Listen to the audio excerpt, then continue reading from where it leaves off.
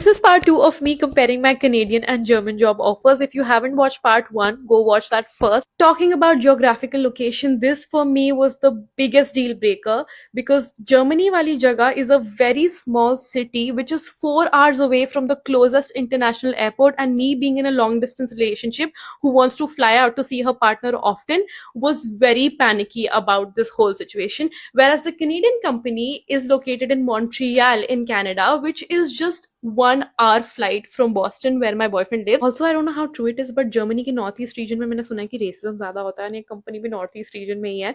But Montreal में बड़ा शहर है, काफी लिबरल लोग हैं, तो that ways it's pretty chill. Talking about chill, let's talk about weather. So yeah, Montreal is gonna be very chill. We talking मौत देने वाली ठंड.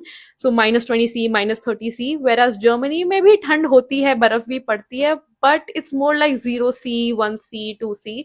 So it's not as bad. And then there's the housing crisis in Germany. Guys, I'm not kidding when I say this कि जितने मेरे पूरे साल में job applications reject हुए हैं, उससे ज्यादा एक महीने में मेरे जर्मनी में अपार्टमेंट एप्लीकेशन रिजेक्ट हुए हैं. Comparing to Canada, it was very easy to find an apartment in Montreal because everything can be done online using the same websites जो मैंने US में भी यूज की थी. Overall, Montreal का apartment scene is much better than Germany because for the same price, Montreal में तुमको high rise building में एक balcony के साथ semi furnished apartment मिल जाएगा, and in buildings में elevators भी होती है.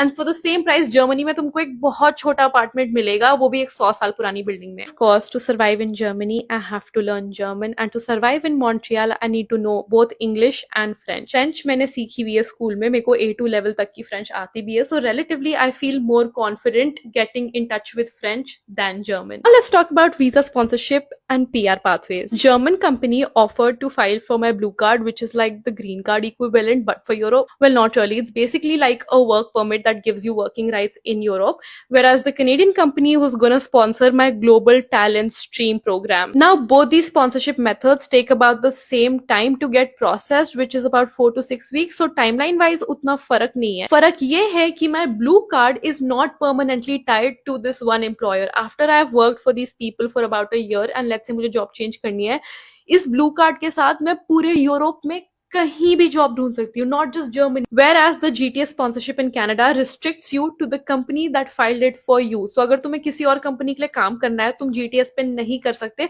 तुमको अलग से कनेडियन PR के लिए फाइल करना पड़ेगा. But if you have this Canadian work experience, you can use this to leverage that application. Get permanent residence in Germany, I think you have to be on a blue card visa for about 2 years and you have to have B1 German proficiency. Briefly, ये सारे points थे जो मैंने consider किए before finally making my decision. And I'm curious, what do you think I chose?